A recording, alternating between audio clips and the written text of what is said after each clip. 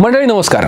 मंडळी, मराठा समाजाच्या मागण्या, मराठा समाजाला कुणबी समाजाचं प्रमाणपत्र आणि सगळे सोयरे या कायद्याची अंमलबजावणी करण्यासाठी मराठा समाजाचे नेते मनोज जरांगे पाटील यांनी प्रदीर्घ उपोषण आंदोलन केलं आणि या मागण्यांभोवती मराठा समाज एकत्रित देखील केला आणि त्याचाच परिणाम म्हणून लोकसभा निवडणुकीमध्ये महायुतीचा महाराष्ट्रात चांगलाच पराभव झाला। त्यामुळे मनोज जरांगे यांच्या मागण्यांना शासनानं आता गंभीरतेने घेतलंय। एका महिन्यात आपण या मागण्यांबद्दल ठोस निर्णय घेऊ असं शासनानं म्हटलं आहे आणि मनोज जरांगे यांनी त्यांचा आमरण उपोषण स्थगित केलं।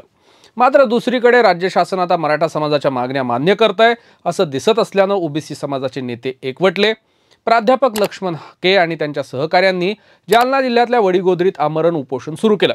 आता या ओबीसी आरक्षण बचाव आंदोलनाला महाराष्ट्रातल्या ओबीसींचा मोठा पाठिंबा मिळतोय। राज्य शासनानं या नेत्यांशी चर्चा करू, एक शिष्टमंडळ मुंबईला पाठवा असं म्हटलं होतं। मात्र त्याला नकार देत मराठ्यांना आरक्षण देत असताना ओबीसींवर अन्याय होणार नाही असं शासनानं लिहून द्यावं अशी मागणी हाके यांनी केली। हाके यांनी ओबीसी आरक्षण बचावासाठी आतापर्यंत आमरण उपोषण आंदोलन सुरू केलं असलं तरी यापूर्वीही हाके यांनी ओबीसी आरक्षणासंदर्भात अनेक जाहीर भूमिका घेतलेल्या आहेत, त्यामुळे ते कायम चर्चेत गेले। म्हणून आजच्या भागात आपण प्राध्यापक लक्ष्मण हाके हे कोण आहेत आणि ओबीसी समाजासाठी त्यांचं योगदान काय आहे हे आजच्या व्हिडिओमधून आपण जाणून घेणार आहोत। मंडळी नमस्कार, कडक बातमध्ये मी राज दळेकर आपलं स्वागत करतो। मंडळी, प्राध्यापक लक्ष्मण हाके यांनी जालना जिल्ह्यात आमरण उपोषण सुरू केलं असलं तरी हाके हे मूळचे सोलापूर जिल्ह्यातल्या सांगोला तालुक्यातल्या जुजापूर या गावचे रहिवासी आहेत। त्यांनी त्यांचं उच्च शिक्षण हे पुण्यामध्ये कंप्लीट केलं आणि तिथंच फर्ग्युसन कॉलेजमध्ये काही काळ प्राध्यापक म्हणून काम केलं।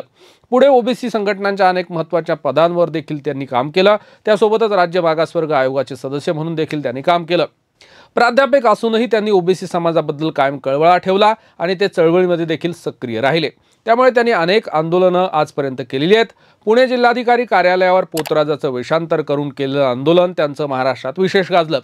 पुढे महाराष्ट्रात मनोज जरांगे यांच्या माध्यमातून मराठा आरक्षणाच्या मागणीचा मुद्दा गाजल्यानंतर मराठा समाजाला आरक्षण देण्यास आपला विरोध नसून ओबीसी समाजाच्या आरक्षणाला धक्का न लावता देण्यात यावी अशी भूमिका हाकेंनी त्यावेळी घेतली होती।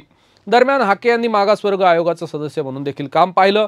2021 या कालावधीत आयोगाचे सदस्य असताना त्यांच्यावर खोटी माहिती शासनाला पुरवल्याचा आरोप करत अनेक टीकाही झाल्या होत्या।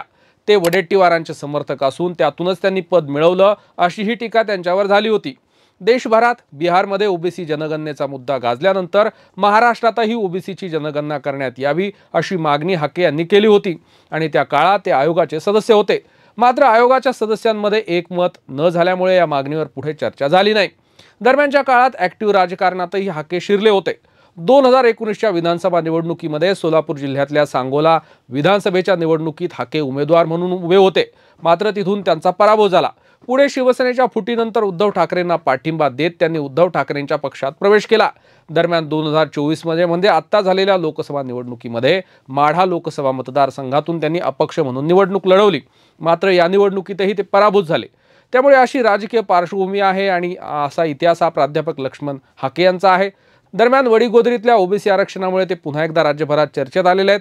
मंडळी, जरांगे यांच्या उपोषणाला विरोध म्हणून मधल्या काळात अनेक ओबीसी नेत्यांनी उपोषणही केलीत, मात्र यावेळी प्राध्यापक हाके आणि त्यांच्या सहकार्यांनी केलेलं हे आंदोलन जालना जिल्ह्यातच सुरू केल्यामुळे या आंदोलनाकडे राज्यभराचं विशेष लक्ष गेल्याचं बोललं जातंय।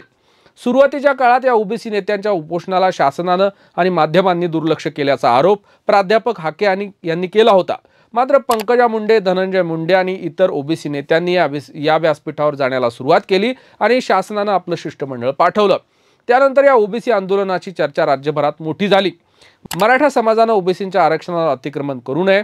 जवळपास 57 लाख कुणबी जातींचे प्रमाणपत्र मराठ्यांना वाटप करण्यात आली, त्यामुळे ओबीसींच्या आरक्षणावर हे अतिक्रमण असल्याचं हाके यांनी म्हटलं आहे आणि शासनावर देखील त्यांनी टीका केली।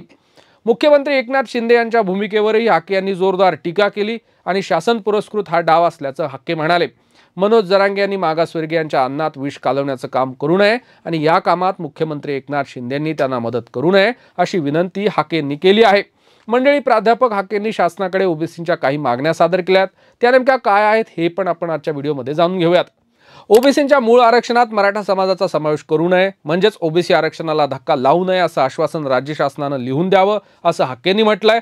तसंच आजवर वाटप करण्यात आलेले कुणबी प्रमाणपत्र हे तातडीनं रद्द करण्यात यावेत.